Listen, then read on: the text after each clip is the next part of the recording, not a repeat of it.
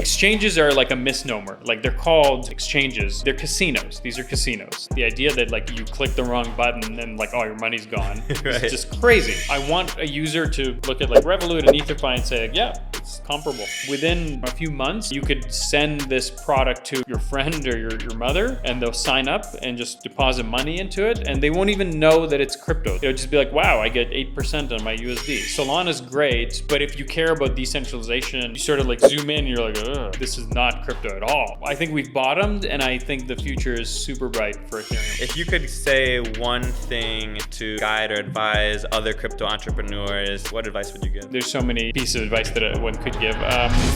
Today's podcast is brought to you by EtherFi Cash, your gateway to spending your crypto. Cash is a truly crypto-native credit card. Spend with a crypto-integrated credit card and stablecoin account, all with crypto, all hassle-free. Earn 3% cash back with perks, event tickets, and additional rewards for every purchase on your Ether.fi cash credit card. Use the referral link for $50 cash back on your first $1,000 spent.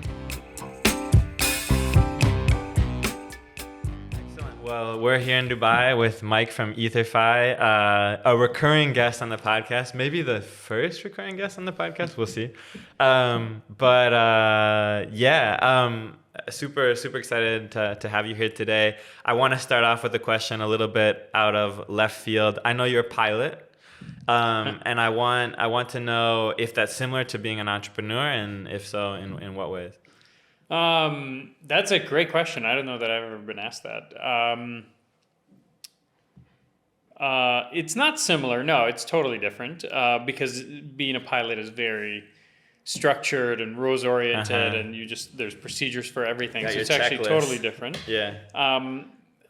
Where I find, and this is maybe a stretch, but like where I find it's helpful in that being a pilot is very, kind of reality oriented, grounded. Like there's no narratives when you're a pilot. Right. It's not like, oh, I think we're going to land at the best airport. It's going to be the greatest airport, and really there's no airport. Like, no, it's like it's either you do the right thing and you live, or you do the wrong thing and you crash and die. So I think taking that philosophy to crypto, or really just startups in general, helps you sort of stay grounded, no pun intended, in the sense that, like, look, in the end, the only thing that actually matters if you're focused on, more long-term stuff, is just creating value, like creating products that people use, that they find valuable.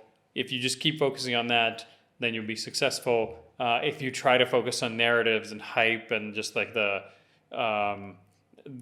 excitement, I guess, of, playing entrepreneur or whatever, you're going to die. So, or your likelihood of success is much lower.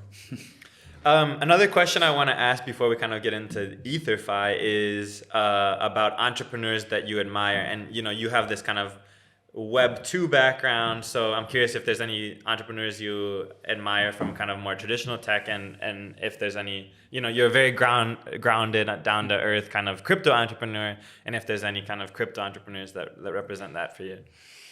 That's another hard question. I'm sure if you've asked others the same thing, this is maybe almost like a cliche answer that lots of people give. A huge admirer of Elon Musk. I think Elon demonstrated that you can do things that everyone, like, in their gut kind of felt was true and possible, but then he actually did it, and it was like, it almost became a tool for entrepreneurs, both internally to recognize that, no, that is possible, and as a way to almost rally, their own companies to say, look, if they can do this, then so can we. So things like operating way leaner than I think most people thought was reasonable. So right. The Elon example of going in and cutting headcount and costs at Twitter by 80%. And it actually makes more money, is more successful, grows faster.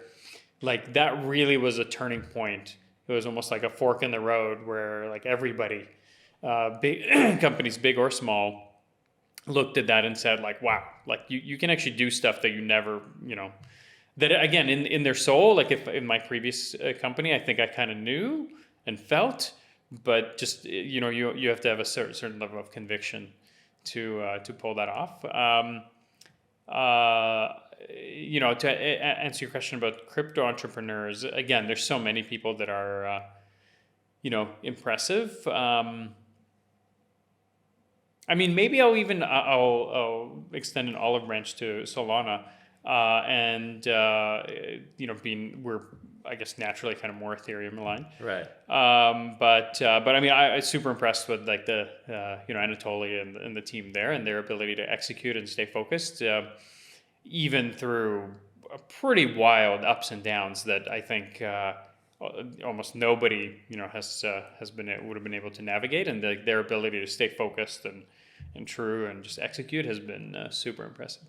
Yeah, it's interesting because you talk a lot about focusing on just value creation and really kind of like the fundamentals of entrepreneurship, but a lot of crypto is not that, right? Yeah. It's like building this massive infrastructure for this massive vision that just doesn't exist. Yeah. So like a lot of crypto entrepreneurs are not kind of grounded in that reality. So I was curious as to your answer to that question. Yeah, just to comment on that, I think one of the diseases, I guess, that that inflicts a lot of crypto, not just entrepreneurs, just crypto in general, is like, not to single this out because there's lots of issues, but people do have a very strong tendency to get nerd sniped in crypto, where just if something is like super complicated and weird and intricate and you have to like really work to understand it, people just get so excited about it. And the question of like, all right, does this actually make sense? Is there value here? Like, is almost like secondary. And that there's a lot of function, that's a function of a lot of different things, but I think crypto is so heavily dominated by people who have a technical mindsets, who are engineers, that like that's a very natural error to make in crypto. Right. Plus there's like a mass mania around that idea where it's like, yeah, if you can get excited about it, well, you can probably find a bunch of engineers to get excited about it, and some VCs to get excited about it and back you. So it kind of becomes this like self-reinforcing prophecy. Interesting. Cool. Well, I would love to start off with the kind of story of EtherFi. So for someone who doesn't know what EtherFi is, tell me what it is and how you kind of ended up founding. I'll start with what EtherFi is, and then I'll talk about the journey to get here. From the very beginning, our goal was to build something that ultimately would be a large platform for normal people to onboard onto crypto.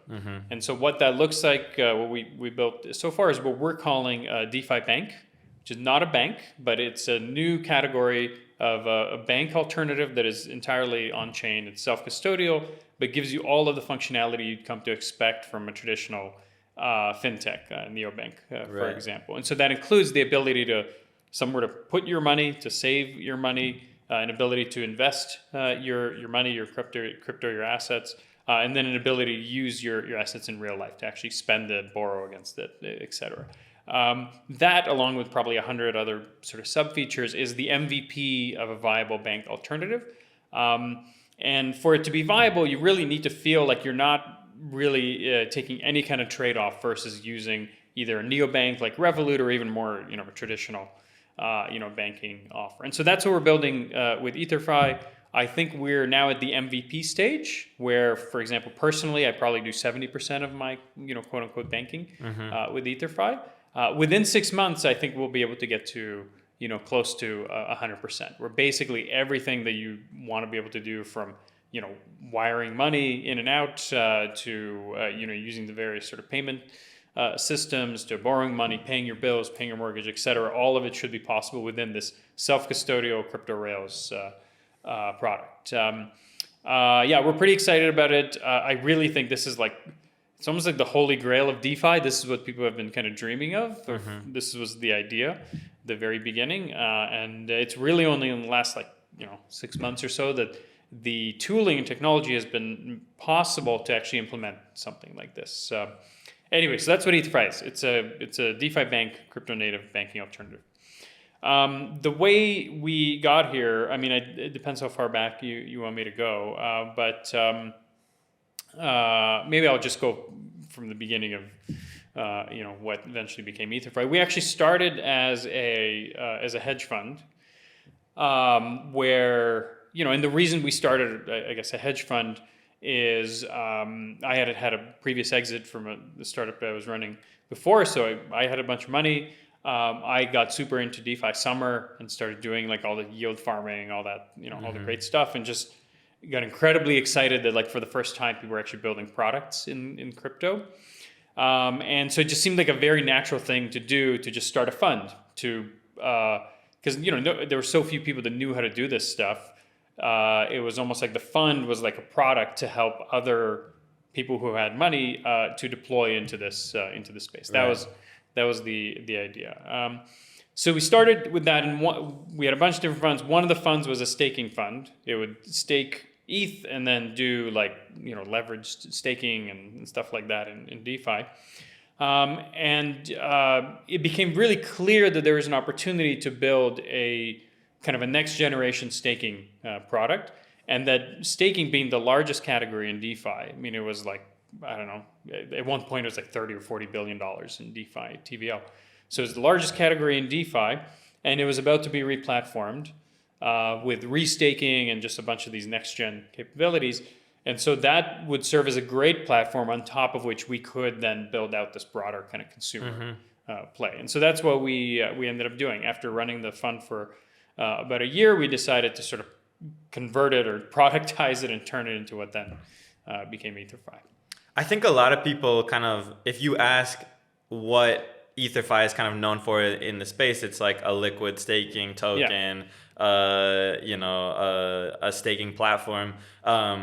Is that a misconception, or did you guys kind of always have the vision of that new neo DeFi bank kind of? Yeah, so I mean, it's certainly like our fault in that we haven't done a good job of communicating the longer term vision.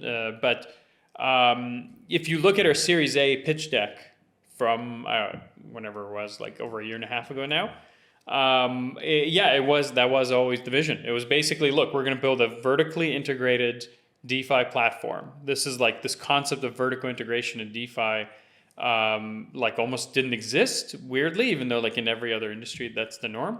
Like in DeFi, you've got thousands of these like very narrow point solutions. Like you've got a lending place, and all you can do is borrow, lend money. Right. And you've got a DEX, and you can do swaps, and you've got a CDP protocol, and like derivatives, and these like thousands of point solutions, and users are expected to basically wire up their own derivatives, their own financial derivatives, by like putting money into here and then taking the token and putting it over there and then swapping it and looping it and whatever. And like, great, now you've got this crazy financial thing that you barely understand. And that's fine for a space that is filled with power users, in the same way that in the very early days of computers, you would just assemble your own computer. Like you would buy a motherboard and a video card and a sound card and package it all together. And that was just considered kind of normal. But as the space obviously evolved to where normal people started to use computers, that was crazy, right? Normal people weren't going to do that. So in the same way, like our thesis was like, look, we're going to create a vertically integrated DeFi platform that has all of these tools that actually work nicely together and like make it easy for normal people to use products in this space. From the very beginning, from our pitch was start with staking, grow TVL, which we were able to do really successfully, grow user base, and then we launched the first product was EtherFi Stake. Then we launched EtherFi Liquid, which is the DeFi strategy product that's sort of analogous to an investing product. It's like automated investing. And then we launched EtherFi Cash, which was the wallet and attached credit card. And then most recently, this launch was around the fully integrated app, where it's like a unified experience and you can kind of do everything in one place. So we actually just talked, our last episode we recorded here was Kane from Infinex. I know there's several kind of teams working on this like DeFi super app, but they're kind of coming at it more from an exchange angle, and I think you're kind of coming at it more from a fintech or neobank angle. Is that a fair characterization? I think so. I mean, I'll say two things. One, I think there's going to be a ton of crypto, I'm going to call them DeFi banks. There's going to be a ton of these DeFi banks.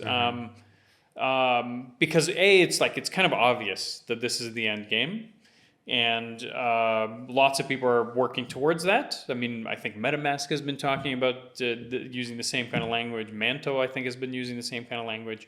Eventually, it all multiple people arrive at the same conclusion. And if it's a large market, there's going to be there's not like one bank out there. If it's a large market, there's going to be lots of players. The other thing I'll say is I think if you look at centralized exchanges, I think that's the wrong model if you're trying to create again something normal people will use, this DeFi bank thing, because exchanges are like a misnomer. They're called exchanges, they're casinos. These are casinos. Mm-hmm. If you actually look at user behavior of what does a typical Binance user do, or Coinbase, any real exchange, and how do they market? What they're one-to-one mapping. It's a casino, right? 100x levered perps. It's you're either 5xing your money or you're losing all of it. It's just you're pressing a button to try and gamble it up, basically. Mm-hmm. So that's why it's you've got a a Coinbase app with lots of the gambling stuff built into it. People don't think of it as a fintech product where this is where I'm going to save my money. It's just that's not conceptually what it's for. So I don't think that's the right model. If you're not that there aren't plenty of DeFi casinos Hyperliquid, again same concept, but that's not the right model, I think, if you're trying to go after this other category of personal finance and wealth management. Mm-hmm. So they're kind of two different categories for you. Yeah, it's a different feel, it's a different set of features. It's just different. So we have that competitive space, and then there's also kind of the liquid staking competitive space, which was your first product you guys launched. However, we haven't seen any of those teams really enter, at least in the same capacity that you guys have, this kind of DeFi banking space. Why do you think you guys are unique in this aspect? Well, it's hard to speak for other teams. Maybe I'll talk about Lido specifically, because I think I can maybe say some things there that are constructive. I mean, Lido's great. Big fan of Lido. I think they never intended to build this broad, vertically integrated platform. Mm-hmm. They were intending to build a horizontally integrated layer that was basically the coordination layer between stakers and node operators. And the reason that it maybe would be challenging for them to go down this path is because they decentralized too early. Lido is, I think, legitimately pretty decentralized. And when you decentralize early, you sort of ossify. And it's if you want to ship products super fast and just move quickly, you can't really do that. It becomes really hard to move as fast and take feedback as fast as you need to if everything is a governance proposal and everything takes months or years to ship. So I think those are the reasons. One, they never intended to go down this path, and two, they kind of ossified, and so now they're they are what they are. It's interesting. I think that comparison is actually fair with Ethereum and the Ethereum Foundation as well. Yeah, I think that's probably true. Much more so true with Bitcoin. Right. But to some extent true with Ethereum. But we're actually seeing them pull that back a little bit, which is absolutely. I think great. Yeah. Yeah, that's cool. I want to talk about your new products, kind of Cash and then the app. People have kind of attempted this. All of the ways I've seen, people kind of putting a card on top of some app has been completely inelegant, and they're buying gift cards or something and for you guys, I checked out the app recently and the Cash product, and it's one of the first really viable banking products that I've seen come out of crypto. So nice. Congratulations. Thank you for saying that. That's there. great. Can you explain to me how that kind of product works and why you designed it in that way? I mean, it's meant from day one, the intention was take all the crypto bullshit out of it and just make it super easy to use. Mm-hmm. Still very strongly self-custodial and decentralized. So staying true to crypto principles, but all of the crypto nonsense, seed phrases and hardware wallets and signing transactions and approvals and like with weird hex code that you need to obviously that you need to like blindly click through. Just all of that is just insane. Even like going to an app and like connecting your wallet and just the whole experience is just not designed for normal people. I mean, if you or audience members have ever tried to like onboard a friend onto DeFi, like exactly what I'm talking about. I mean, it's just it takes days or weeks, and even if they manage to kind of get through the gauntlet and not get scammed immediately, most of the time they're like, oh, this is a lot of work. I don't like why. I'm just gonna go with Coinbase, because it's a lot of work. If you're like a power user, kind of financial, super nerd, and you want to squeeze out a little bit of extra yield, and you love the power that DeFi gives you, which I do. I'm putting myself in that category.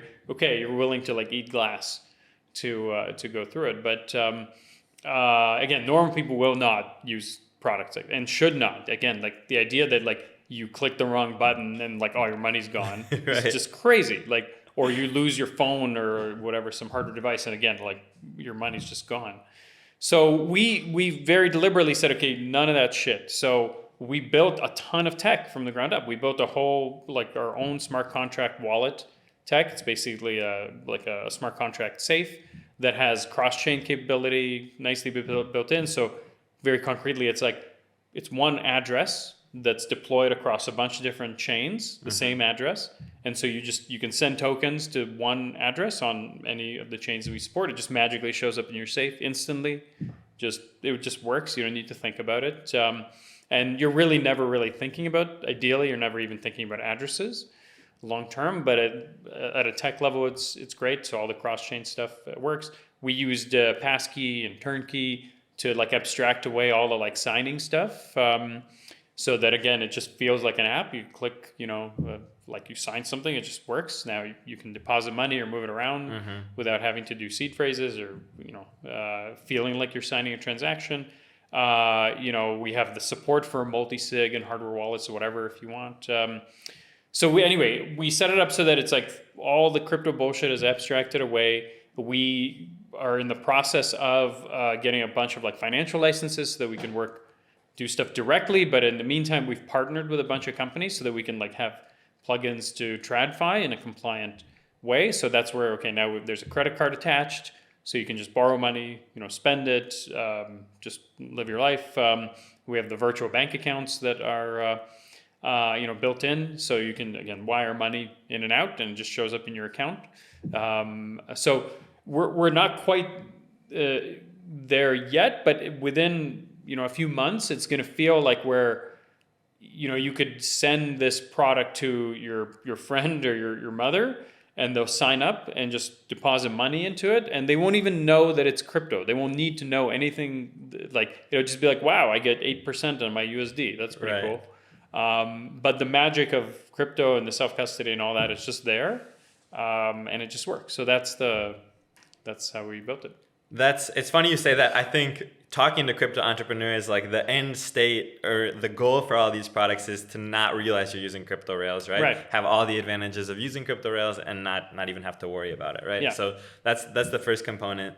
When I checked out your product, I called two people after checking it out. The first one was a former business partner who holds a lot of ETH, and I was like, bro, you got to check out this product. This is a great product, for someone who's kind of using DeFi as yield generation and a savings platform. The second person I called was my dad, and I was like, this is just a good credit card product. This is a good savings product. There's good rewards, and so it covers both ends of that spectrum, and I think that's cool.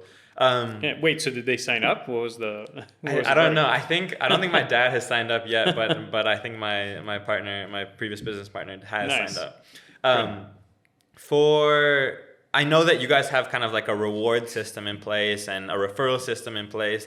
I think a lot of skeptics might say, okay, this is heavily incentivized by token and it's kind of being printed. Is your system sustainable? And what would you say to someone who's kind of this is one of those DeFi projects that's going to have good incentives for a while, but might not be competitive long term? No, it is sustainable. Right now, there's definitely like token subsidies built in. So there's almost like two forces acting on it. One is over time, the subsidies will be replaced with improved margins. What I mean by that is right now we're going through a whole bunch of intermediaries that like eat a lot of the margin, Right. For the product. And so the rewards have to be sort of subsidized because they have to be competitive to other products that are out there. As we get our own, EMI licenses and VASPs and MTLs and all that stuff,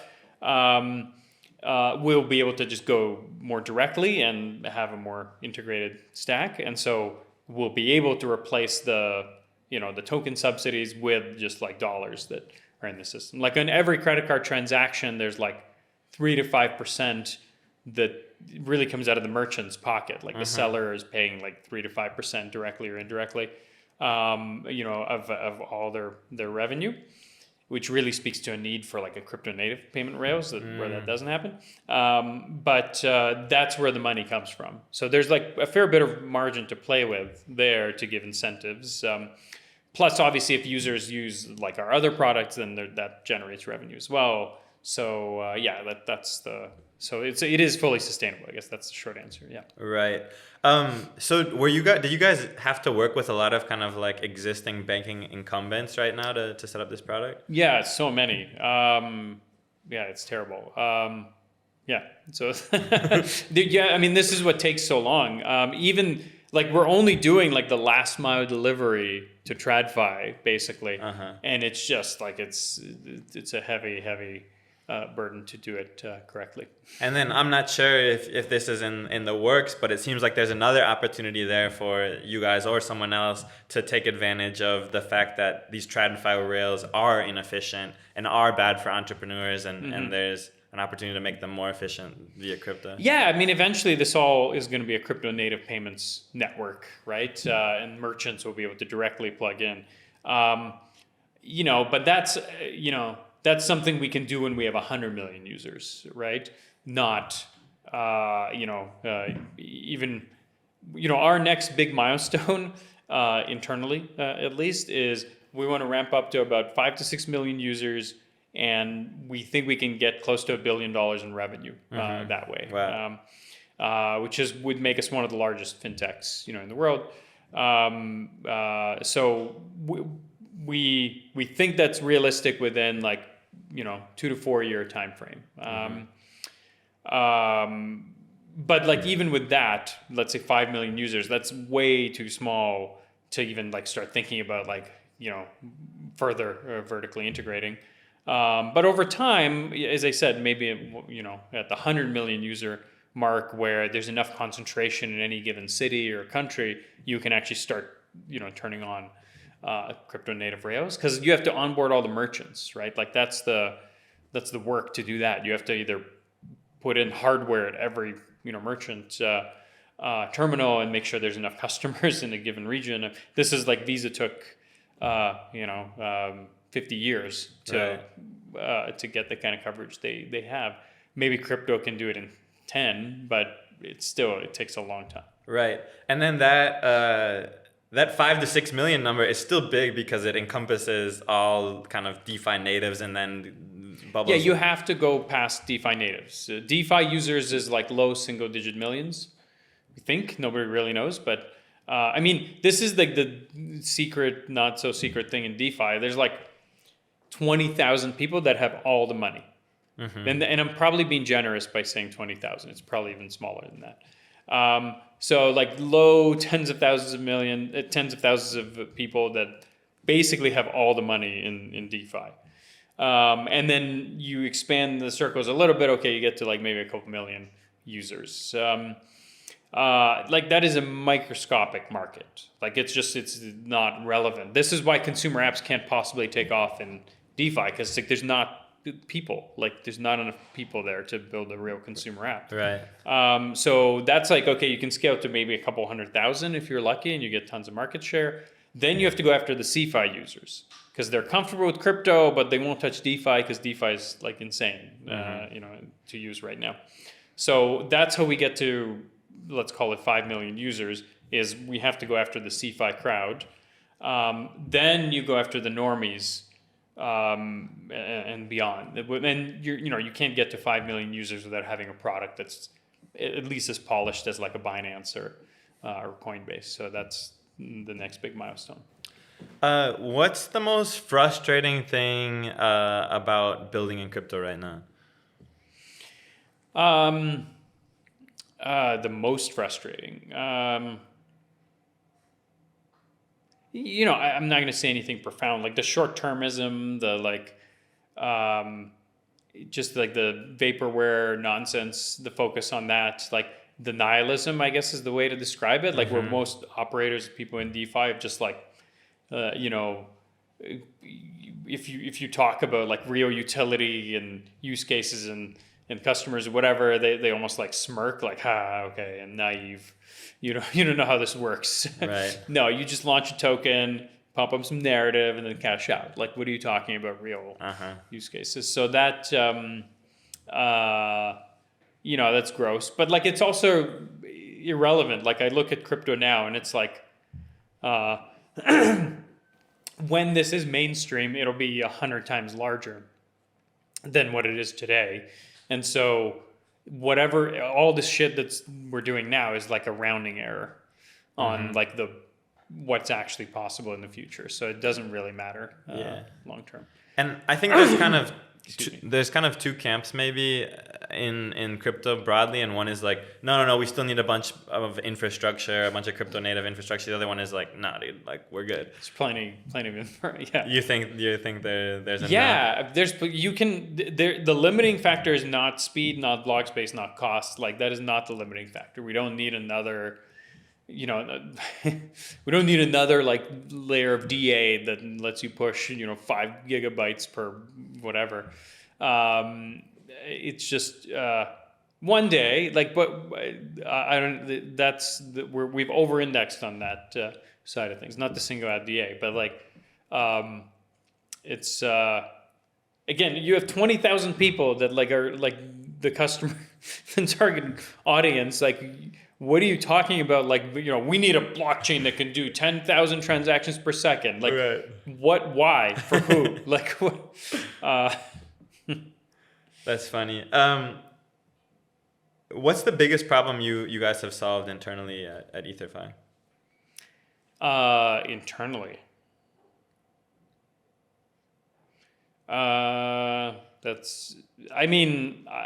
hiring maybe. That's in the end, a lot of things matter, but like past the founding team, kind of like the only thing that matters actually is hiring. Because if you hire the right people, all the problems kind of take care of themselves in a sense.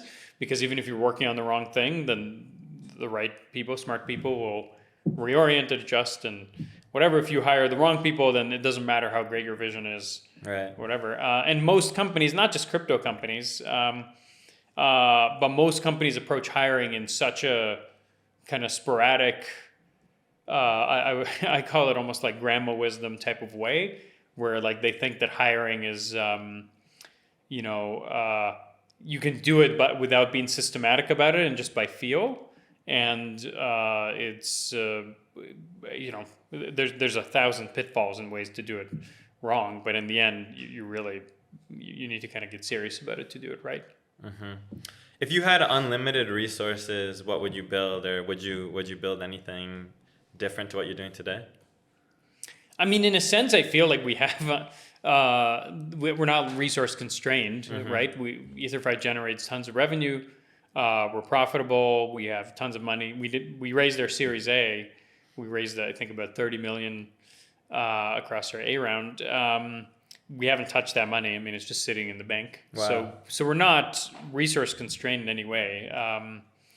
The bottlenecks are actually hiring and all the TradFi bullshit, like the licensing, the integrations, and like just like the weight of like moving stuff and doing things that normally take 6 months or a year, and figuring out how to compress them to to 2 months, but a lot of times it's just like pushing on a string. I'll give you an anecdote. Like, what do you think is the longest lead time thing to issuing like a card program? I don't know, a couple months. No, well, the thing that's the longest lead time component is like making the cards, like the physical cards.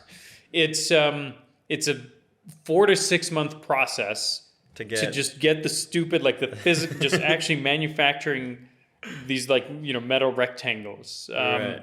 And there's no reason for it. Like there's not a good, lots of things are quicker to manufacture. But that's an example of the type of stuff where like you're dealing with TradFi. Like, okay, so there's a 4-week process to get your design approved by Visa. Just like there's just a process you go through, and then go to the card manufacturer, and they take 6 weeks to issue you a sample, and we're like, we don't care about a sample. Just here's the design. Just print it. We're fine. Just go with it. And they're like, no, you have to do a 4-week sample. So then you get the sample. You're like, fine, it's fine. Just make the card. And you send it to them, and like, okay, great. We have to like spin up a production and build a factory. I don't know. And it's like a 2-month process for them to like set up the tooling and then ship the card. And each card is like $70 because like, why? Why is a metal rectangle $70? Like, it just is. That's the pain of dealing with. It's like the cost of disruption almost. Like to disrupt an existing process is just like difficult.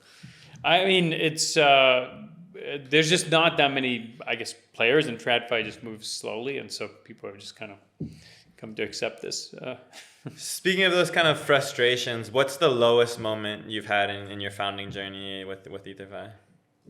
I mean, FTX, that was pretty disastrous. Like, I think many people were like, oh my God, is all our money gone, basically? And just like the entire crypto industry this is like a dark stain on the entire industry.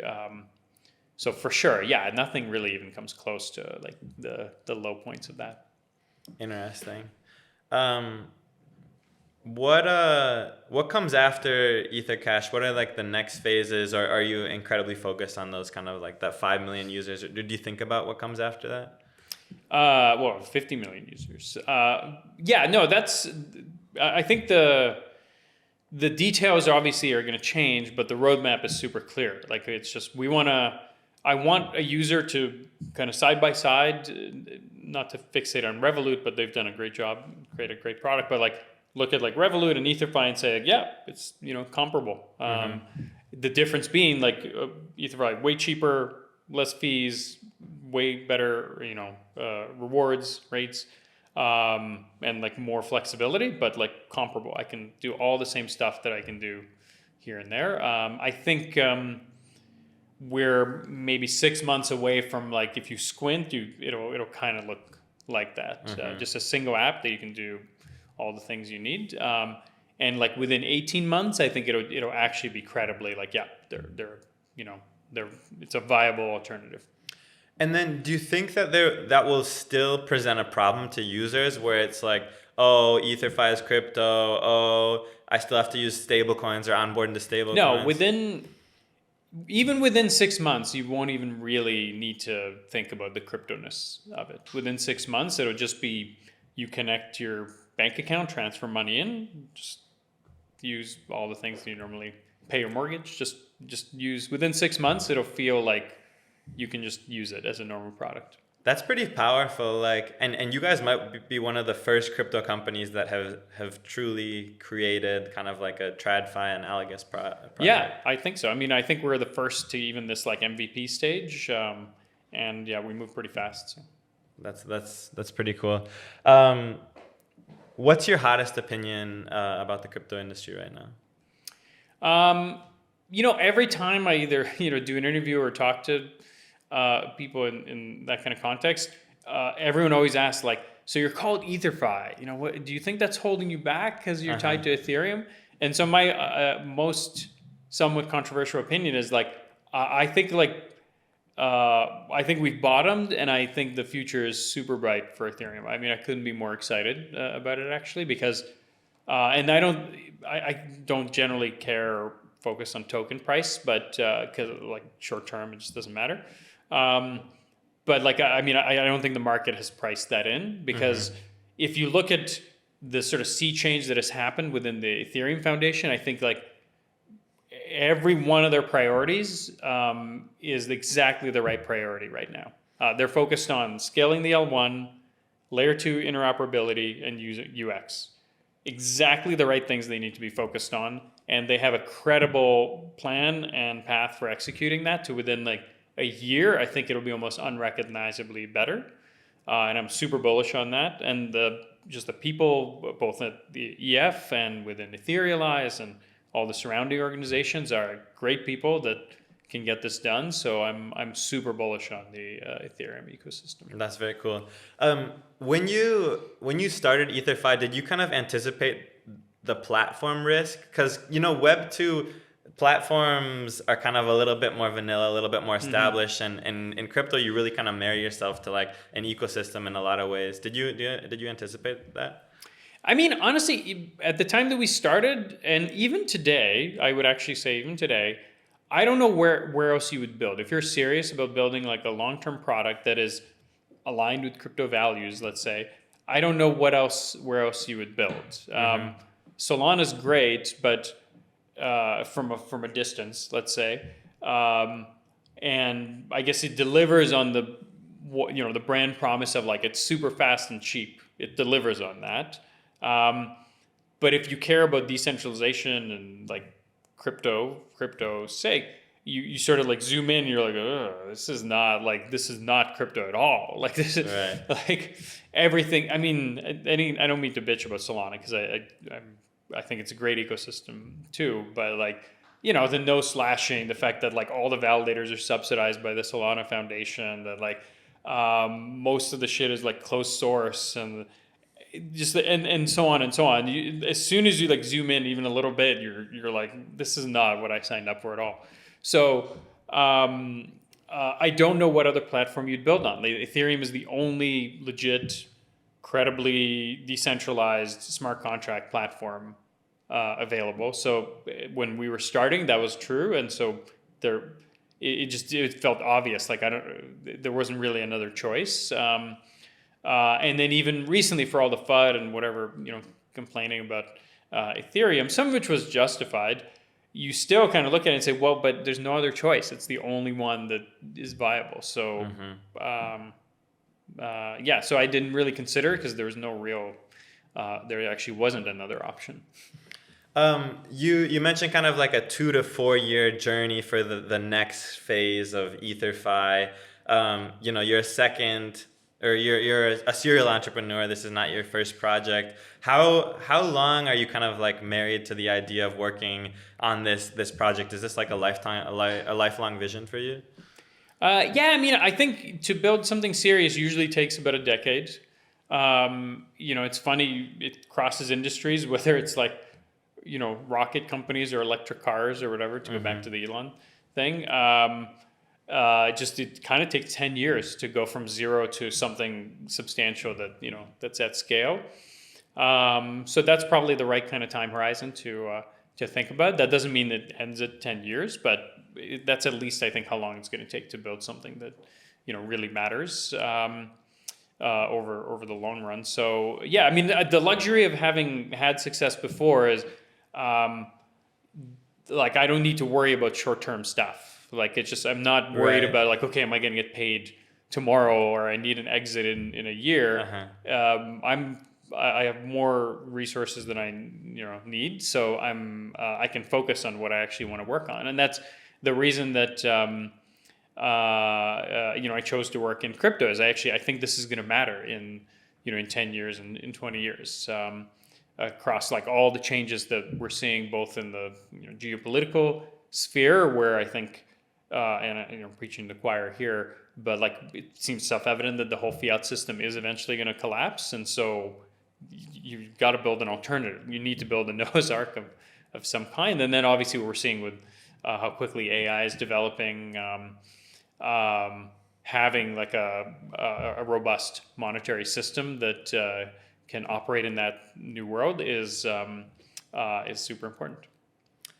You talked a little bit about how kind of Lido enshrined and the idea of like enshrining a protocol. You guys have always had kind of a pretty agile startup mindset. Do you imagine that there's some future in which if EtherFi enshrines itself in some way, or is it always going to kind of be this like kind of agile, nimble organization?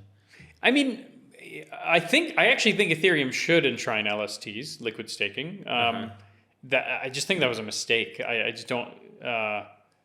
It's I just think it should just be part of the protocol. It's so they worked so hard to try and prevent this like obvious thing that people wanted to do.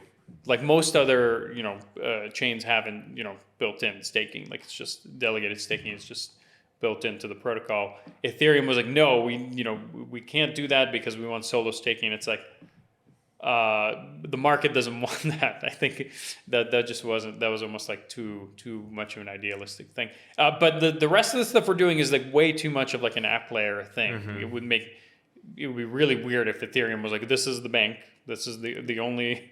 It's the Ethereum banking solution. So aside from that, I don't know what else would be reasonable to right. Because I guess I asked because in kind of like DeFi summer we had this idea that like something like Compound, which is really an app, was going to be like eventually decentralized and enshrined and run by a DAO or something. But I guess you. What I'm interpreting you to mean by the word enshrined is like it becomes part of the Ethereum protocol. Right. Or just kind of maybe enshrined is not the right word, but kind of like decentralized. Oh, like fully decentralized. I mean, I think it's a spectrum and a roadmap. There's almost like too much risk in doing it. There's more risk in doing it too early, especially at the app layer. Right. The protocol layer, that's a different thing. But at the app layer, that's a long journey, and maybe it'll be like more piecemeal, like pieces get properly decentralized into DAO governance. Yeah, I guess it does make sense to some extent that like liquid staking tokens or something could be enshrined. The staking ecosystem could be enshrined, but for like a payment processing network to do that is kind of that's right. I was saying that I was pitching that LSTs should be enshrined even like a year and a half ago when we were first getting started, and it was clearly not in our interest to be saying that. But I still think it's complicated, but I still think it's the right thing to do. You're quite an inspiring entrepreneur to me for a lot of reasons, and I think they've become evident throughout this conversation, right? A focus on value creation, a focus on being profitable and kind of like a self-sustaining company. If you could say one thing to kind of guide or advise other crypto entrepreneurs kind of to follow your footsteps, what would you say to them? What advice would you give? I mean, there's so many pieces of advice that one could give. I mean, I'll give the more generic advice that's more applies to anybody, not just crypto entrepreneurs, which is that the world naturally tends to push you towards being much more conservative and less ambitious than what's possible. And it's very natural to feel almost like you're crazy when you're trying to do something that goes outside of those types of norms. And one of the most important things is sort of pushing back on that natural tendency and just doing things much more aggressively and ambitiously than you thought possible. Somebody, I think it was Paul Graham actually, said that he's got this sticky note that somebody else I think said to him. And on the sticky note is written, what would you do if you were 10 times more agenic than you currently are? In other words, like if you just had no limits and you had this extreme agency, what would you do? And just asking yourself that question oftentimes makes it really obvious what you should be doing. And so that mindset alone will probably substantially increase people's outcome. That's a really cool and kind of inspiring answer to that question. It made me think personally. Well, we'll wrap it up there. Mike, thanks so much for chatting. It's always a pleasure. You were actually our first ever podcast guest, so thanks for coming on again. And I hope to check in with you in the future as well. Thanks. Great. Well, thanks for having me. Yeah, this was fun.